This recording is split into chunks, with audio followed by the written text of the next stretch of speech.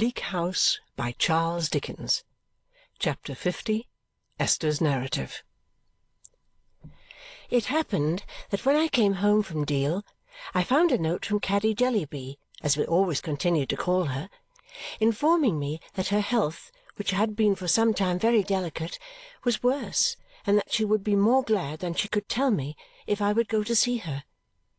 It was a note of few lines, written from the couch on which she lay, and enclosed to me in another from her husband, in which he seconded her entreaty with much solicitude.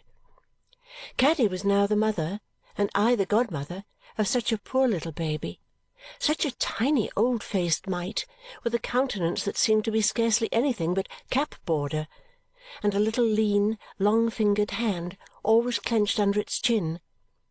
It would lie in this attitude all day, with its bright specks of eyes open, wondering, as I used to imagine, how it came to be so small and weak.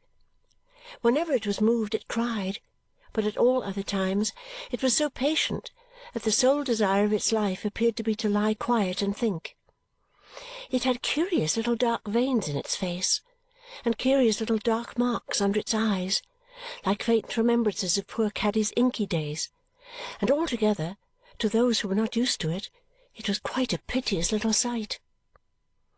But it was enough for Caddy that she was used to it.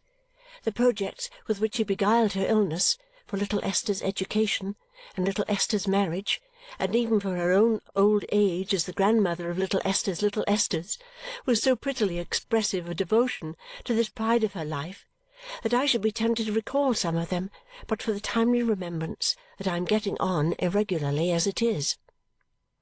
To return to the letter, Caddy had a superstition about me which had been strengthening in her mind ever since that night long ago when she had lain asleep with her head in my lap. She almost, I think I must say quite, believed that I did her good whenever I was near her. Now, although this was such a fancy of the affectionate girl's that I am almost ashamed to mention it, still it might have all the force of a fact when she was really ill. Therefore I set off to Caddy, with my guardian's consent, post-haste, and she and Prince made so much of me that there never was anything like it. Next day I went again to sit with her, and next day I went again. It was a very easy journey, for I had only to rise a little earlier in the morning and keep my accounts and attend to housekeeping matters before leaving home. But when I had made these 3 visits, my guardian said to me on my returning at night, "Now, little woman, this will never do. Constant dropping will wear away a stone, and constant coaching will wear out a Dame Durden. We will go to London for a while and take possession of our old lodgings." "Not for me, dear guardian," said I, "for I never feel tired," which was strictly true. I was only too happy to begin such request. "For me, then," returned my guardian, "or for Ada, or for both of us. It is somebody's birthday to-morrow, I think." "Ah, truly I think it is," said I, kissing my darling, who would be 21 to-morrow. "Well," observed my guardian, half pleasantly, half seriously, "that's a great occasion, and will give my fair cousin some necessary business to transact in assertion of her independence, and will make London a more convenient place for all of us. So, to London we will go. That being settled, there is another thing. How have you left Caddy?" "Very unwell, guardian. I fear it will be some time before she regains her health and strength." "What do you call some time now?" asked my guardian thoughtfully. "Some weeks, I am afraid." "Ah!"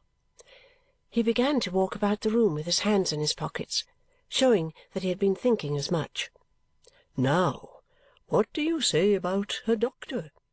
Is he a good doctor, my love?" I felt obliged to confess that I knew nothing to the contrary, but that Prince and I had agreed only that evening that we would like his opinion to be confirmed by some one. "Well, you know," returned my guardian quickly, "there's Woodcourt." I had not meant that, and was rather taken by surprise, For a moment all that I had had in my mind in connexion with Mr. Woodcourt seemed to come back and confuse me. "You don't object to him, little woman?" "Object to him, guardian?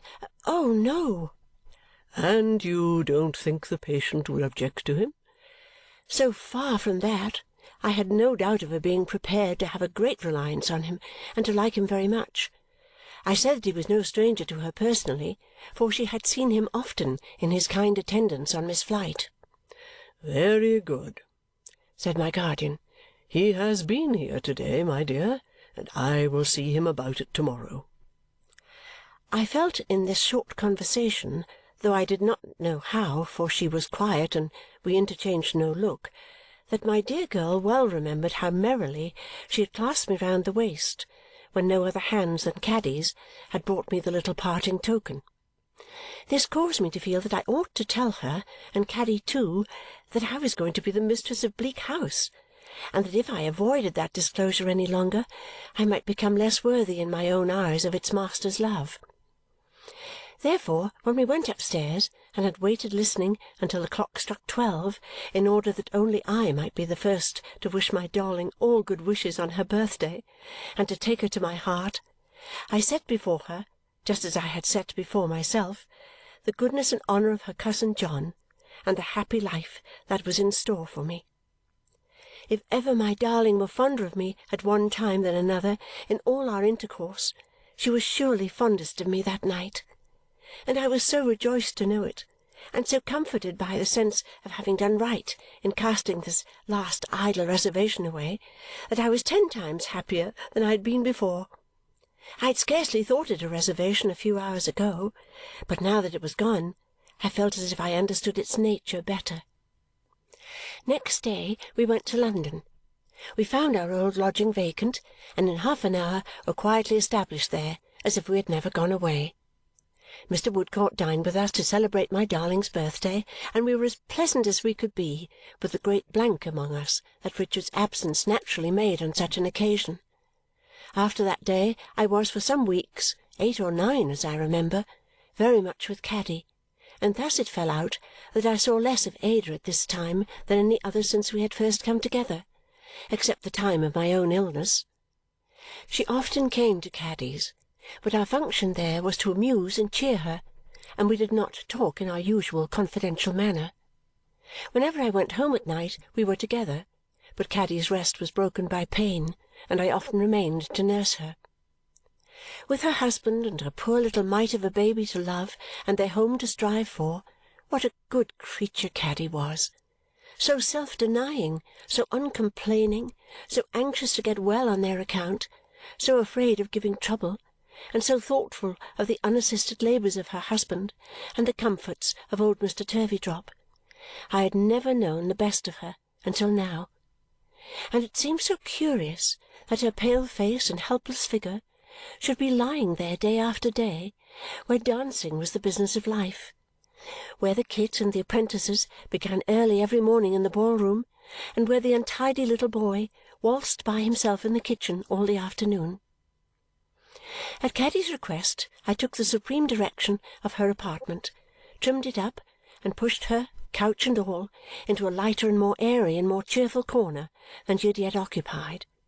Then every day, when we were in our neatest array, I used to lay my small, small namesake in her arms and sit down to chat or work or read to her.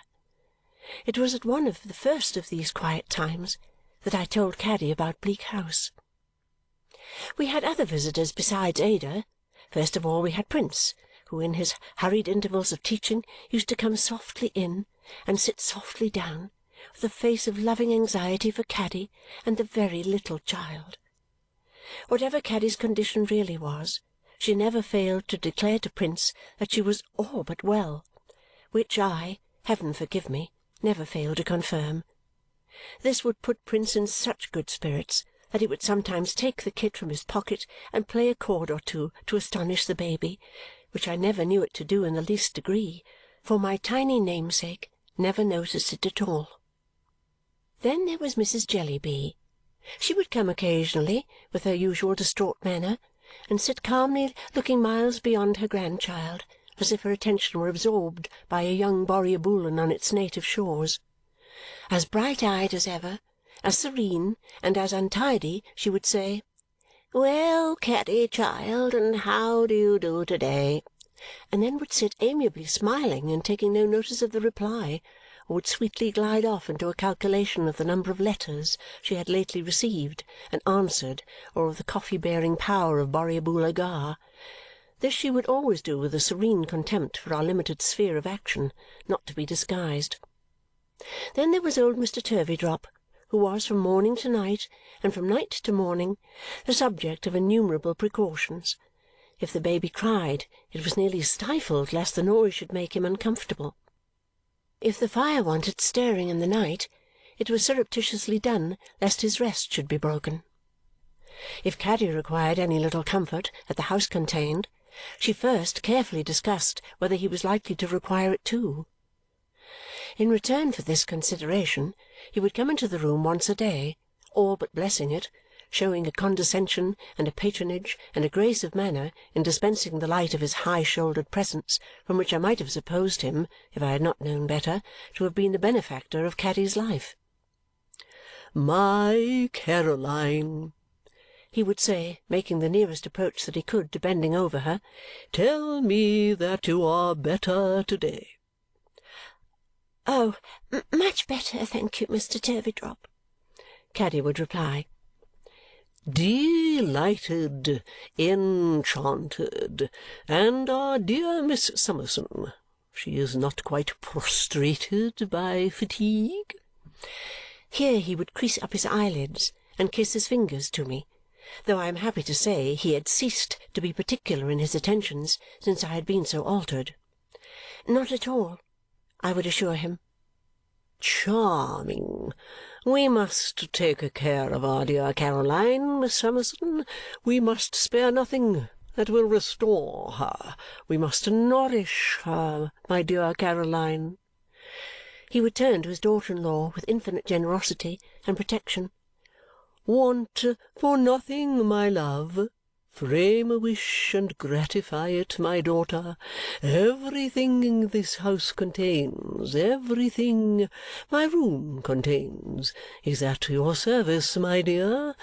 Do not," he would sometimes add in a burst of deportment, "even allow my simple requirements to be considered if they should at any time interfere with your own, my Caroline.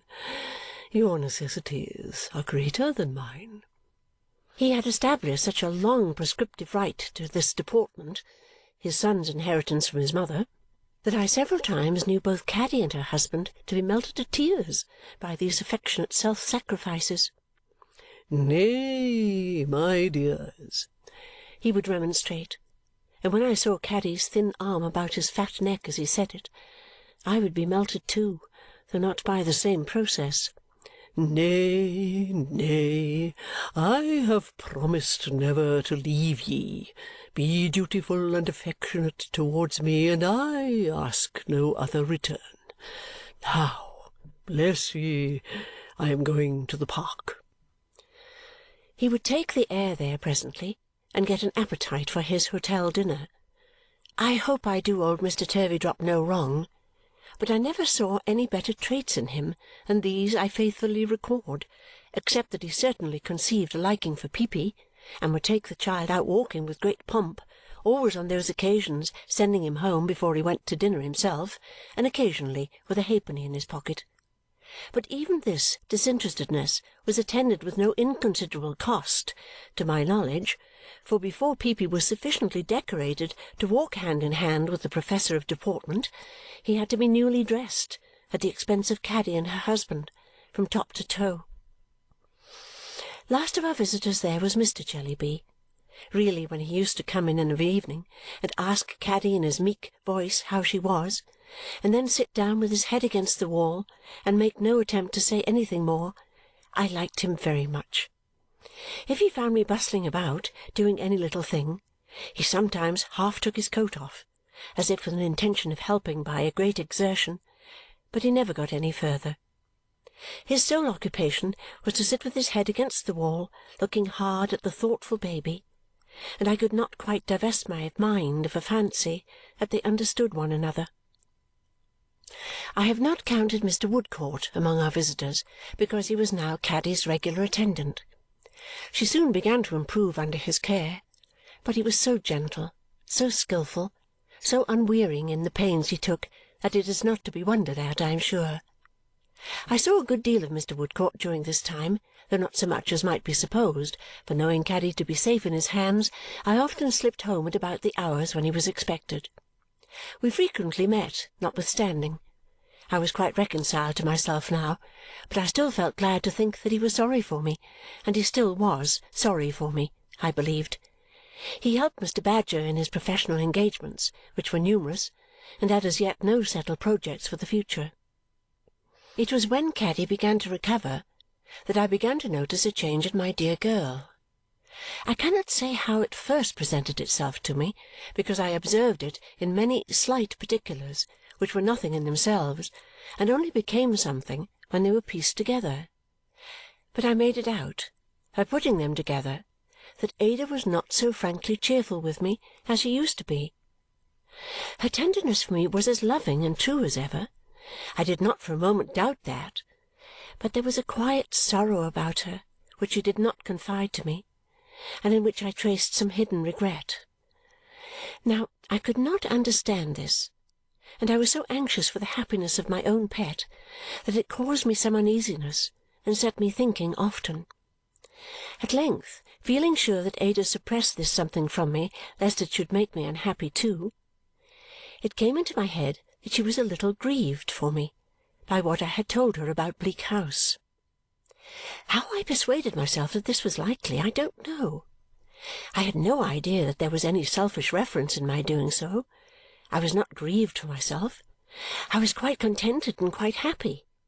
Still, that Ada might be thinking, for me, though I had abandoned all such thoughts, of what once was, but was now all changed, seemed so easy to believe that I believed it. What could I do to reassure my darling, I considered then, and show her that I had no such feelings? Well, I could only be as brisk and busy as possible, and that I had tried to be all along. However, as Caddy's illness had certainly interfered more or less with my home duties, though I had always been there in the morning to make my guardian's breakfast, and he had 100 times laughed and said there must be 2 little women, for his little woman was never missing, I resolved to be doubly diligent and gay.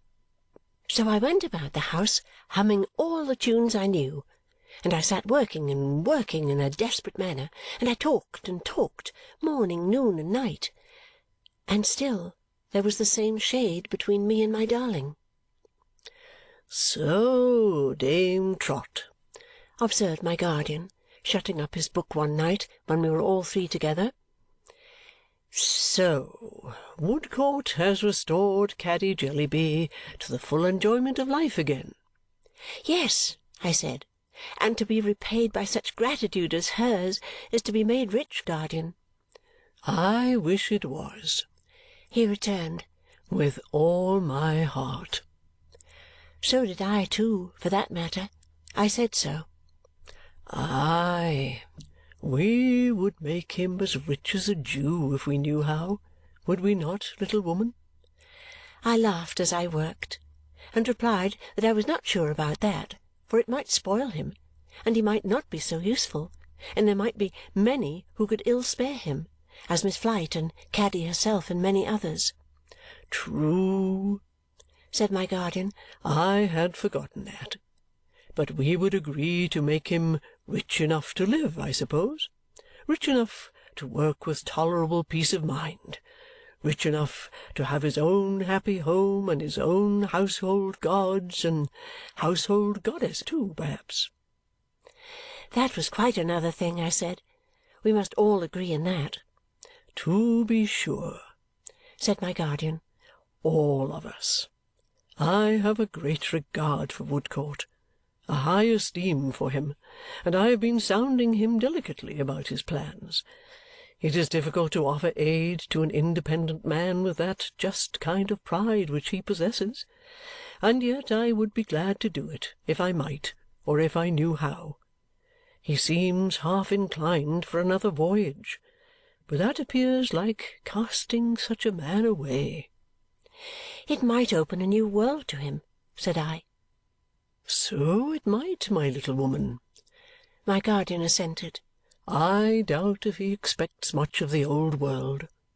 Do you know, I have fancied that he sometimes feels some particular disappointment or misfortune encountered in it. You never heard of anything of that sort?" I shook my head. "Hum," said my guardian. "I am mistaken, I dare say." As there was a little pause here, which I thought, for my dear girl's satisfaction, had better be filled up, I hummed an air as I worked, which was a favourite with my guardian. "And do you think Mr. Woodcourt will make another voyage?" I asked him when I had hummed it quietly all through. "I don't quite know what to think, my dear, but I should say it was likely at present that he will give a long trip to another country." "I am sure he will take the best wishes of all our hearts with him wherever he goes," said I. "And though they are not riches, he will never be the poorer for them, guardian, at least." "Never, little woman," he replied. I was sitting in my usual place, which was now beside my guardian's chair. That had not been my usual place before the letter, but it was now. I looked up to Ada, who was sitting opposite, and I saw, as she looked at me, that her eyes were filled with tears and that tears were falling down her face. I felt that I had only to be placid and merry once for all to undeceive my dear and set her loving heart at rest. I really was so, and I had nothing to do but be myself. So I made my sweet girl lean upon my shoulder, how little thinking what was heavy on her mind, and I said she was not quite well, and put my arm about her and took her upstairs. When we were in our own room, and when she might perhaps have told me what I was so unprepared to hear, I gave her no encouragement to confide in me. I never thought she stood in need of it. "Oh, my dear good Esther," said Ada, "if I could only make up my mind to speak to you and my cousin John when you are together." "Why, my love," I remonstrated, "Ada, why should you not speak to us?" Ada only dropped her head and pressed me closer to her heart. "You surely don't forget my beauty," said I, smiling, "what quiet old-fashioned people we are, and how I have settled down to be the discreetest of dames. You don't forget how happily and peacefully my life is all marked out for me, and by whom. I am certain that you don't forget by what a noble character, Ada. That can never be." "No, never, Esther." "Why then, my dear," said I, "there can be nothing amiss. And why should you not speak to us?" "Nothing amiss, Esther," returned Ada. "Oh, when I think of all these years, and of all his fatherly care and kindness, and of the old relations among us, and of you, what shall I do? What shall I do?" I looked at my child in some wonder, but I thought it better not to answer otherwise than by cheering her, and so I turned off into many little recollections of our life together and prevented her from saying more. When she lay down to sleep, and not before, I returned to my guardian to say good night, and then I came back to Ada and sat near her for a little while. She was asleep, and I thought as I looked at her that she was a little changed. I had thought so more than once lately. I could not decide, even looking at her while she was unconscious, how she was changed, but something in the familiar beauty of her face looked different to me. My guardian's old hopes of her and Richard arose sorrowfully in my mind, and I said to myself, "She has been anxious about him," and I wondered how that love would end. When I had come home from Caddy's while she was ill, I had often found Ada at work, and she had always put her work away, and I had never known what it was. Some of it now lay in a drawer near her, which was not quite closed. I did not open the drawer, but I still rather wondered what the work could be, for it was evidently nothing for herself. And I noticed, as I kissed my dear, that she lay with one hand under her pillow so that it was hidden. How much less amiable I must have been than they thought me! How much less amiable than I thought myself, to be so preoccupied with my own cheerfulness and contentment as to think that it only rested with me to put my dear girl right and set her mind at peace! But I lay down, self-deceived, in that belief, and I awoke in it next day to find that there was still the same shade between me and my darling. Chapter 50